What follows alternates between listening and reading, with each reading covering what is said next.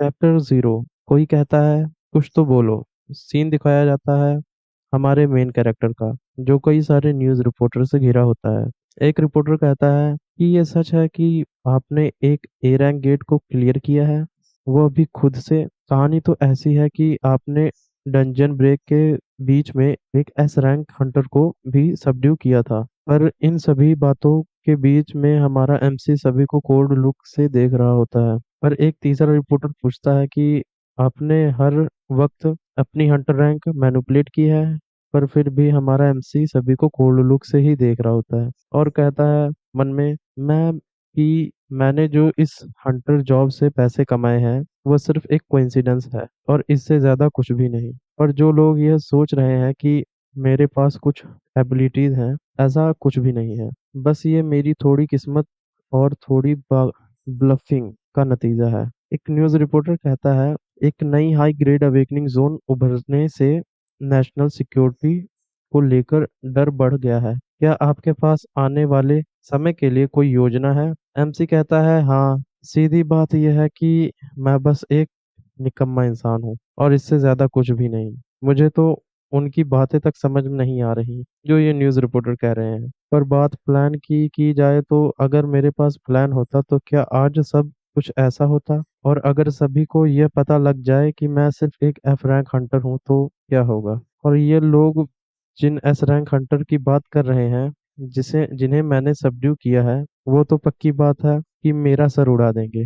और जब मैं एक गेट के अंदर गया था तो वहां पर एक एस रैंक हंटर मेरा एनिमी बन गया था। शायद उसी ने मुझे कर्स किया हो। और ये सब बातें सोचकर हमारे एमसी की बिल्कुल ही फटी हुई है। और एमसी कहता है यह सब कुछ पूरी तरह से तबाही है और इससे ज्यादा कुछ भी नहीं। सोचने वाली बात यह है कि मैं अब आगे क्या करने वाला हूँ। अब हमें एक बस का सीन दिखाया जाता है जिसमें दो लड़के हमारे एमसी की लाइव न्यूज़ देख रहे होते हैं। वह न्यूज़ यूट्यूब नाम के ऐप पर देख रहे होते हैं, जिसमें हमारा एमसी कहता है मैंने कहा कमेंट मत करो, पर उसमें लोग कमेंट करते हैं।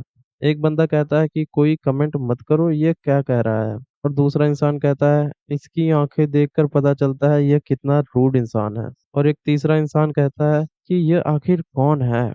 और एक इंसान कहता है ये हंटर का जन्म हो रहा है लगता है, बहुत ताकतवर हंटर का। ये पक्की बात है कि अपना रैंक मैनिपुलेट कर रहा है, एक बंदा और कहता है। फिर हमें सीन चेंज कर कर दिखाया जाता है हमारे एमसी का, जो कि न्यूज़ रिपोर्टर से घिरा हुआ है। और फिर एक रिपोर्टर कहता है तो क्या आप मानते हैं कि आप अपनी रैंक मैनिपुलेट कर रहे हैं? और ये बात सुनकर बाकी सब रिपोर्टर फिर से उसकी फोटो खींचने लगते हैं, हमारे एमसी की। फिर एक रिपोर्टर कहता है आप कुछ कहना चाहोगे एसोसिएशन के लिए?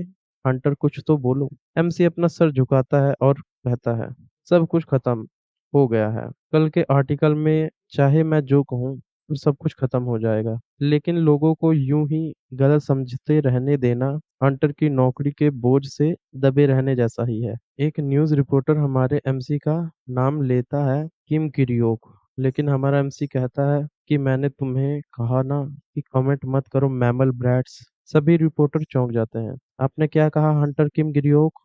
आपका कहने का क्या मतलब है? सभी रिपोर्टर्स भड़क जाते हैं। मैमल, आपका कहने का क्या मतलब है? पर रिपोर्टर कहता है तो ये सच है कि आप एक एस रैंक हंटर हैं, मैंने सही कहा ना? और एक दूसरा रिपोर्टर कहता है आप गुस्सा थूक दीजिए, शांत हो जाइए और हमें हमारे सवालों का जवाब दीजिए। हमारा एमसी मन में कहता है चाहे मैं ताकतवर हूँ या पूरी तरह से बेकार, मैं इस सड़े हुए प्लेनेट से निकल जाऊंगा। हमारा एमसी मन में सोचता है आखिर सब कुछ खराब कहाँ से हुआ? क्या ये सब वही से शुरू हुआ जब मैंने बोला कि मैं रिजाइन कर रहा हूँ? और हमें बताता है कि मैं इस प्लेनेट का रहने वाला नहीं हूँ, मैं हूँ अल्फारी नाम के प्लेनेट से, जो planet highly developed magic civilization है। मेरी जॉब थी उस प्लेनेट की सबसे पावरफुल विजार्ड की, और यह सभी प्लेनेट वालों के लिए मैटर करता था। अचानक एक दिन मेरे मन में ख्याल आया कि मुझे अपनी यह नौकरी छोड़नी है, क्योंकि यह नौकरी एक सोशल सर्विस जैसी है और यह जॉब मुझे अपने मरने दम तक करनी होगी। और इसमें कोई पैसा तक नहीं मिलता यार। मुझे 640 दिन काम करना पड़ता है, वो भी बिना रुके, बिना किसी छुट्टी के, और ओवर टाइम ऐसे कि वह मेरी जिंदगी का पार्ट ही बन गया है। मैंने जब अपने डॉक्टर से सलाह ली तो उसने मुझे इलाज के लिए बोला था। अब मैंने सोचा था, मुझे पता चला कि मैं तो आखिरी बार टाइम से घर कब गया, मुझे तो याद ही नहीं। फिर मुझे समझ में आया कि यह प्रॉब्लम कितनी बड़ी है, मुझे रिजाइन करना ही होगा। पर फिर मुझे समझ आया कि मेरी जॉब बहुत ही इम्पोर्टेंट है, इसलिए मैं इसे आसानी से छोड़ नहीं सकूंगा। एग्जाम्पल के लिए, अगर मैं यहाँ से टेलीपोर्ट मैजिक यूज करके और भागने की कोशिश करूं तो मेरा दिमाग को एक बहुत जोर से बिजली का झटका लगेगा। और अगर मैं यहाँ से भाग भी निकला तो यह पूरा प्लेनेट रूलर्स के हाथ में है, इसलिए मैं यहाँ से भाग भी नहीं सकता। क्यों ना मैं सारे रूलर्स सुपीरियर्स को मार ही ना दूं। पर फिर मुझे याद आया, ये इम्पॉसिबल है, क्योंकि पूरे प्लेनेट पर हमें अपने एक दूसरे साथियों को मारना अलाउड ही नहीं। हमारे ऊपर एक मैजिक हुआ पड़ा है, और ना ही मैं खुदकुशी भी कर सकता हूँ। तो आखिर मैं रिजाइन करूँ तो करूँ कैसे? तो मेरे दिमाग में एक थॉट आता है, यह कहाँ जादू सिर्फ मेरी बॉडी के ऊपर लागू है, मेरी आत्मा के ऊपर नहीं। तो क्यों ना इनके पास आत्मा को रोकने का जादू है ही नहीं, तो इसका मतलब मेरी आत्मा यहाँ से भाग सकती है। ठीक है, फिर समय गुजरने लगता है। 10 साल गुजर जाते हैं और मैं रोज नौकरी पर आता हूँ, खुद को मोटिवेट करता हूँ और काम करता हूँ, और फिर एक नया जादू बनाता हूँ अपनी आत्मा के लिए, जिससे मैं भाग सकूं। पर यह सब कुछ बहुत थकाने वाला था, क्योंकि मैं बहुत बार फेल हो चुका हूँ ऐसा जादू बनाने में। पर एक दिन अनगिनत ट्रायल के बाद मैंने बना लिया मैनिपुलेशन ऑफ द सोल। इस जादू से मैं अपनी आत्मा को बहुत दूर के प्लेनेट में भेज सकता हूँ, और मैं मेरे को कोई भी ढूंढ नहीं पाएगा। सक्सेसफुल हो गया, मुझे पता था मैं जीनियस हूँ। आखिरकार मैंने छोड़ दिया उस डैम जॉब को, और मैंने बोला, तुम मूर्खों हो, संभालो अपने इस प्लेनेट को। आखिरकार मैंने रिजाइन दे दिया, और हमारा एमसी की आत्मा जाकर अर्थ पर गिरती है, और हमारा एमसी कहता है, यह हिस्टोरिकल मोमेंट है, क्योंकि मैंने पहली बार इस दुनिया में पहली बार पोजीशन ऑफ रिइंकार्नेशन हुआ है। तब हमें किसी की आंखें खुलते हुए दिखाई जाती हैं। चैप्टर 1, कहानी वहीं से शुरू होती है। हमें एक इंसान की आंखें खुली हुई दिखाई जाती हैं। वह धीरे से अपना हाथ हिलाता है और अपने हाथ को देखता है, और कहता है, लगता है जैसे कि कोई प्रोटीन से भरा मांस हिल रहा है। एमसी कहता है कि लगता है किसी आत्मा को शरीर छोड़ते हुए ज्यादा टाइम नहीं हुआ। इसकी आत्मा को शरीर छोड़ते हुए ज्यादा टाइम नहीं हुआ, और लगता है मैं सक्सेसफुल इस शरीर में रिइंकार्नेट हो गया हूँ। हमारा एमसी बोलने की कोशिश करता है, हेलो हेलो, और इस भाषा का बदलाव एकदम नेचुरल लग रहा है। इस शरीर को चलाने में ज्यादा दिक्कत तो नहीं होगी। एमसी कहता है, मैंने तो सोचा था कि इस बंदे के पेरेंट्स को भी नहीं पता चलेगा मेरे बारे में, कि मैं इसकी बॉडी में कब्जा कर लिया हूँ। पर मुझे इस शरीर के बारे में इसकी मेमोरी क्यों नहीं दिखाई दे रही, इतनी धुंधली धुंधली क्यों है? तभी हमारा एमसी एकदम चौंक जाता है और कहता है, अचानक से दर्द कहाँ से उठ रहा है? यह तो मेरा पेट से दर्द उठ रहा है। इसमें लगता है कुछ खाया नहीं, शायद इसलिए यह मर गया। मैंने रिइंकार्नेशन के लिए एक कंडीशन रखा था।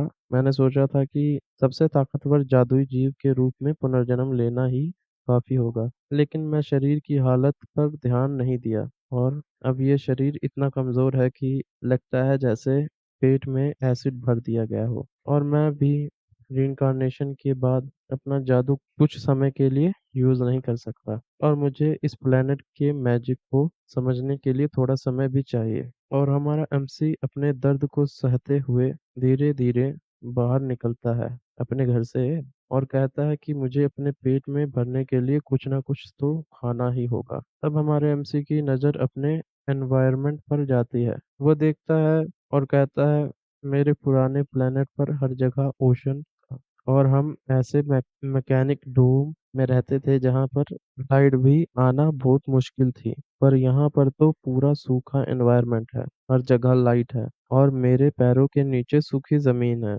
पर अचानक हमारे एमसी के पेट में फिर से दर्द होता है, और हमारा एमसी कहता है, पहले मुझे कुछ ना कुछ खाना ही होगा। पर मैं चाहे जितना भी ढूंढ लूं, मुझे कुछ भी खाने को नहीं मिल रहा। और हमारा एमसी बाहर घर के बाहर रोड पर आ जाता है। हमारा एमसी कहता है, आखिर ये कैसा प्लेनेट है?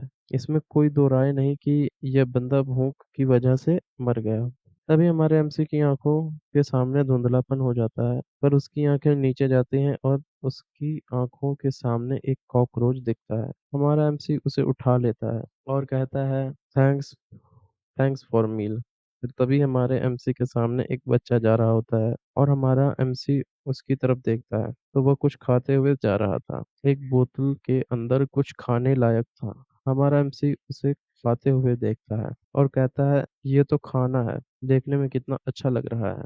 एमसी मन में कहता है कि मुझे खाना इस बच्चे से चुरा लेना चाहिए। फिर हमारा एमसी बस उस बच्चे का पीछा करने लगता है। वो बच्चा घबरा जाता है हमारे एमसी का इस तरह देखकर। बच्चा भागने लग जाता है। एमसी कहता है, रुको बच्चे, अब मैं क्या करूं? तभी उसकी नजर सामने के पड़े गमले में फूलों पर जाती है। एमसी कहता है, प्लांट। उस पौधे पर लिखा होता है ऑर्नामेंटल यूज। एमसी हमें से कहता है, ये खाने लायक तो नहीं, पर किसी का खाना चुराने से तो बढ़िया ही है। एमसी कहता है, कितनी बढ़िया घास है। पर तभी हमारे एमसी को उस बच्चे की आवाज सुनाई देती है। एमसी चेक करने के लिए उस साइड जाता है। हमें दिखाया जाता है वह बच्चा पूरी तरह से डरा हुआ है क्योंकि उसके सामने एक बहुत जाइंट मॉन्स्टर है। वो मॉन्स्टर उस बच्चे की तरफ देखता है और बच्चे की तरफ हमला करने लगता है। बच्चा भागने की कोशिश करता है और वह मॉन्स्टर अपना मुंह खोलता है और बच्चे का बैग पकड़ लेता है। बच्चे का बैग उसकी पीठ से उतर जाता है पर बच्चा बच जाता है। बच्चा नीचे गिरते हुए पीछे देखता है। पीछे वह मॉन्स्टर फिर से बच्चे के ऊपर हमला करता है, पर वह एक गाड़ी के ऊपर हमला कर देता है। बर्ड मॉन्स्टर फिर चिल्लाता है। बर्ड वहां से निकलती है। तब भाई हमारा एमसी खुद बच्चे और बर्ड के दोनों के सामने आ जाता है। वो बर्ड तारों से लिपटी जाती है। उसे थोड़ा शौक भी लग रहा है। हमारा एमसी देखता है कि कितना बड़ा पक्षी है। यह तो शायद कोई मॉन्स्टर है। यह कितना अजीब प्लेनेट है। हमारा एमसी कहता है, नहीं, शायद ये अच्छा है। इस बंदे की यादों में बर्ड्स खाने लायक तो होती हैं। इनका टेस्ट बढ़िया होता है। आखिरकार मुझे एक वाइल्ड एनिमल मिल ही गया जिसे मैं खा सकूं। आखिर मैं एक बहुत बड़ा विजार्ड था। इसे मारने के लिए इतना मुश्किल नहीं होना चाहिए। आखिरकार अगर मैं यहाँ का जादू अडॉप्ट कर लूं तो मैं इस पूरे प्लेनेट को जीत सकता हूँ। और एमसी अपने जादू को सेंस करने की कोशिश करता है और वह देखता है, इतनी ताकत यहाँ तो बहुत ही अच्छी फीलिंग है। और एमसी नीचे गिर जाता है और कहता है कि दूसरे प्लेनेट का जादू ऐसा जैसे एक बाल्टी होती है, पर इस बॉडी का मैजिक ऐसा जैसे बहुत बड़ा स्विमिंग पूल हो। और इस एलियन का अर्थ का पहला इंप्रेशन क्या होता है? जैकपॉट। आखिरकार ऐसा प्लेनेट एग्जिस्ट कैसे कर सकता है? इतने जादू के साथ तो मैं यहाँ पर कुछ भी कर सकता हूँ। वो बच्चा चिल्लाता है, अंकल प्लीज मेरी हेल्प करो। एमसी मन में कहता है, बच्चे, तुमने एक एलियन से हेल्प मांग ली। आखिरकार मैं एलियन एक बहुत बड़ा विजार्ड था। एमसी कहता है बच्चे से कि पर एक कंडीशन है जो ये तुम्हारे हाथ में है, ये तुम्हें मुझे देना होगा। बच्चा मान जाता है और पक्षी पीछे से बहुत बड़ी दहाड़ लगाता है। बच्चा कहता है, प्लीज मुझे बचा लो, यह मैं तुम्हें दे ही दूंगा। तब एमसी अपना हाथ हिलाता है और मैजिक करने की कोशिश करता है, पर कुछ भी नहीं होता। बच्चा एमसी को देखने लग जाता है और फिर बच्चा भाग जाता है और हमारा एमसी ट्राई करने लगता है एक एक्सप्लोजन स्पेल। वो काम नहीं आता। फिर ऐसे हमारा एमसी 3-4 जादू यूज करता है, पर वो सब भी काम नहीं करते। एमसी थक कर कहता है, भाई कुछ काम क्यों नहीं कर रहा? मेरा जादू काम क्यों नहीं कर रहा?